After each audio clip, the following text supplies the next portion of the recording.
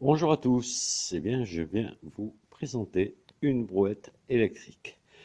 Voilà, c'est une brouette de mon ami Dominique qui est pêcheur et je vais vous expliquer pourquoi il a voulu une brouette électrique. Donc, il m'a demandé de lui faire le montage, le câblage, voilà.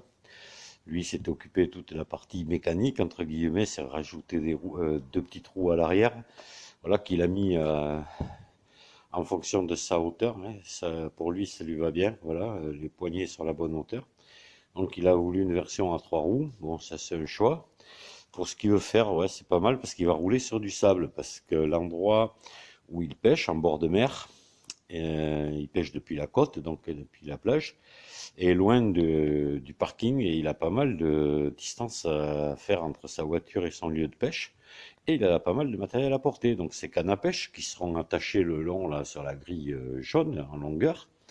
Et à l'intérieur de la brouette, eh bien, sa toile de tente parce qu'il va rester la nuit ou même peut-être faire de la pêche de nuit. Je sais plus ce qu'il m'a dit. J'y connais rien moi dans la pêche. Sa glacière, son matériel de pêche, etc. Donc voilà. Parce que, ouais, comme vous voyez, là, il y a la boîte ici où il y a les batteries dedans et le régulateur électronique. Et moi, je la trouve un peu haute. Ça donne un ballon, ça déstabilise un peu la brouette. Moi, je l'aurais mis au-dessus de la roue, mais lui, il me dit que il n'y a aucun problème parce que il roulera avec toujours sa brouette chargée. Donc, ça ne fera pas grand-chose. Là, à vide, c'est un peu inconfortable. Voilà. Parce que ça a tendance à se balancer pas mal. La brouette a envie de chavirer, quoi. Voilà. Parce qu'il y a quand même du poids là-haut. Vous allez voir les batteries. Donc voilà la roue électrique, hein. Voilà, made in China, hein. Ce qui marche vraiment bien. C'est extrêmement puissant, par contre. C'est incroyable. Là, vous pouvez la charger, la brouette, et vous avez trois vitesses dessus. Si vous mettez en troisième vitesse, vous allez courir derrière la brouette, quoi.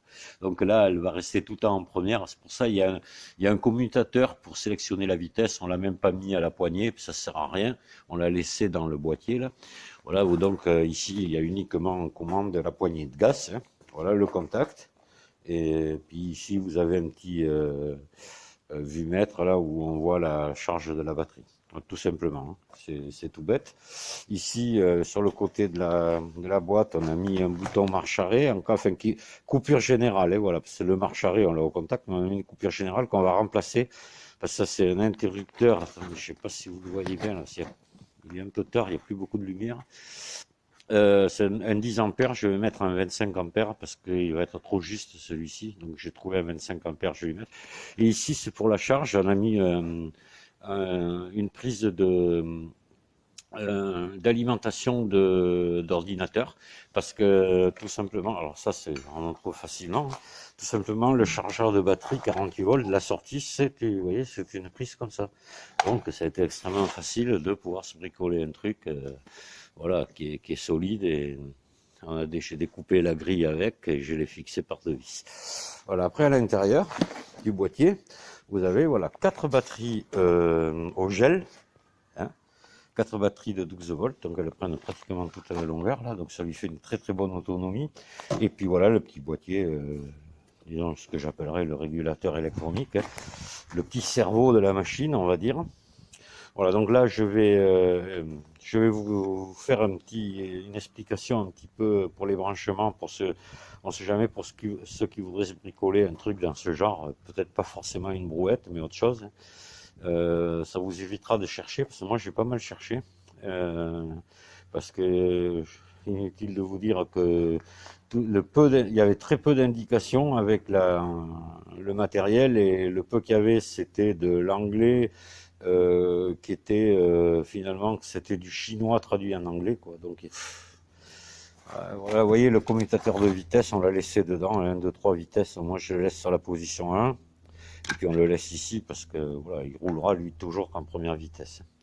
Alors là, je vais pas vous faire l'essai devant vous, je suis tout seul, il faudrait être à deux, puis il fait pas très beau, il y a ça brumille un petit peu, là, il y a du crachin qui tombe, et c'est normal, on est à Bordeaux, hein. C'est Bordeaux maintenant, et depuis quelques années, c'est 10 mois de flotte et puis 2 mois à se griller, quoi. Voilà, juillet, août, on se grille, et le reste du temps, il flotte et il fait pas froid. Voilà, on n'a plus du tout d'hiver, c'est un automne perpétuel finalement, quoi.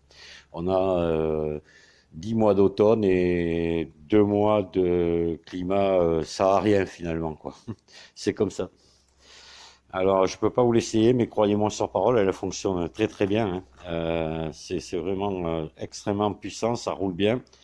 Je trouve juste moi le dosage de vitesse qui est pas souple. Voilà, ça part un petit peu trop sec. Je pense que il faudrait peut-être remplacer un jour ou l'autre, s'il est décidé à le faire, mon ami. Là, on remplacera la poignée par peut-être une poignée à ce que j'appelle à oreille, quoi, comme il y a sur les vélos, certains vélos. Peut-être que c'est plus souple, j'en sais rien. Là, je trouve que ça, on a du mal à doser à maintenir la vitesse lorsqu'on marche derrière, quoi.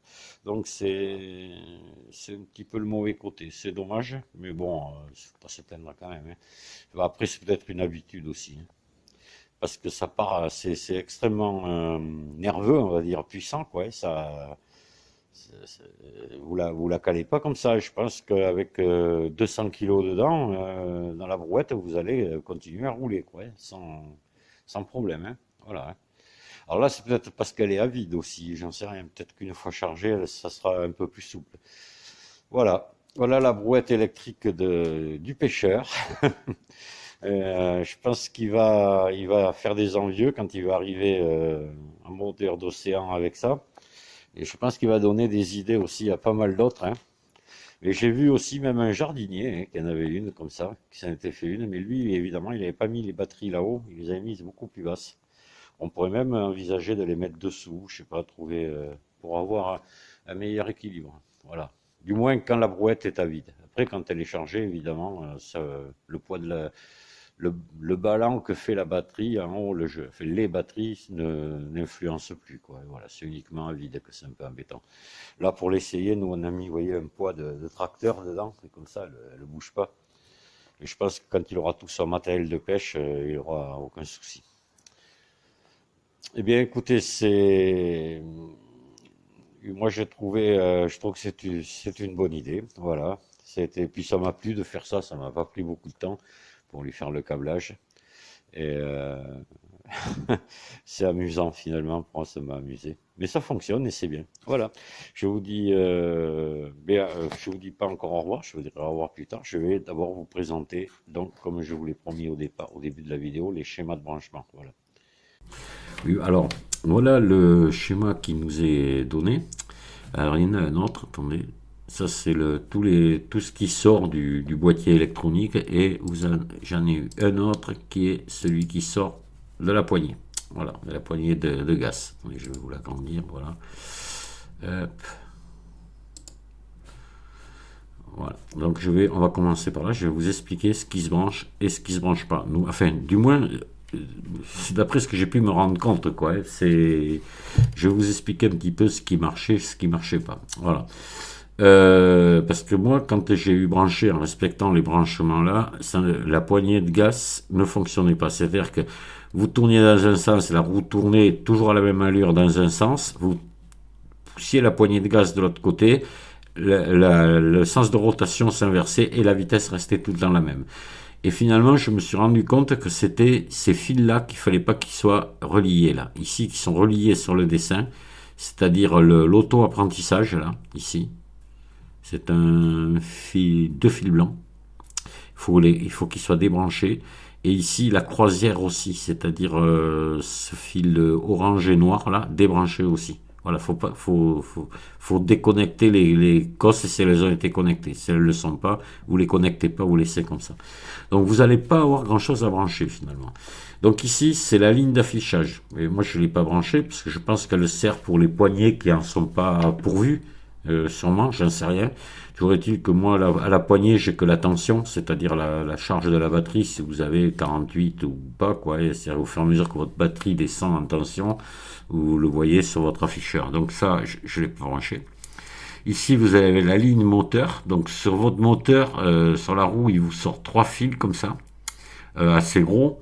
C'est la puissance, donc un jaune, un bleu, un vert. Et il vous en sort quatre autres, des plus petits ici, que vous allez brancher ici. Voilà, et les couleurs correspondent. Moi, les couleurs correspondaient, je les ai branchées ici, à cette fiche-là. Hein, voilà. Donc on continue. Ici, donc ça, vous le savez, pas branché. Ça, anti-vol, pas branché. La manette de gaz, eh bien oui, c'est. Alors les couleurs correspondent. Donc vous avez un noir, un vert, un rouge. Hop. Vous venez les brancher ici. Voilà. Vous faites correspondre les couleurs. On verra après pour ici. Je vais vous expliquer après les deux autres fils qu'il y a. Donc, hop. Alors, manette de gaz. Donc ça, anti-vol, pas branché. 3 vitesses. Alors, ça fonctionne si vous branchez pas d'interrupteur. Si vous le laissez comme ça fonctionne, mais vous aurez qu'une seule vitesse. Voilà.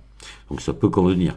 Moi j'ai mis un petit interrupteur avec à 3 broches, hein, c'est-à-dire avec un commun au milieu et on off et inversement. Et voilà. Et là le commun apparemment, d'après ce que j'ai vu, c'est le noir ici. Voilà. Et vous avez les deux autres ici.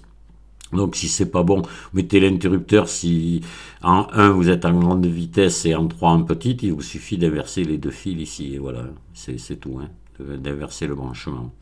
Donc là, c'est notre, on a dit déjà, notre ligne qui va à la roue. Hein, voilà. Je sais pas s'il faut vraiment la brancher ou pas. Moi, je l'ai branchée et ça fonctionne. Donc voilà.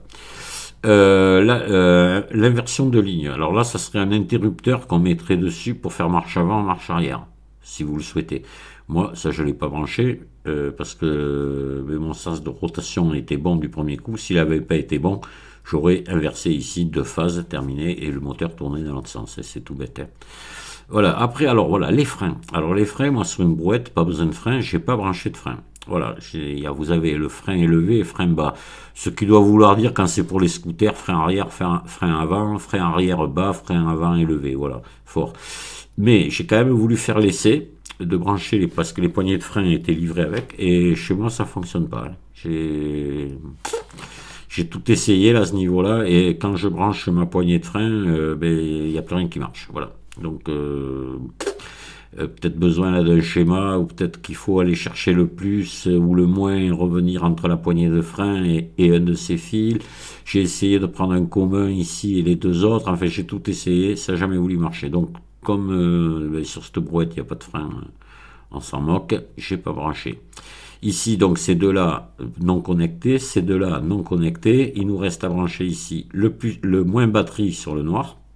Voilà, ici ce fil assez costaud là. Hein. Vous voyez, les autres sont plus petits. Vous avez les fils moteurs qui sont gros et les fils d'alimentation.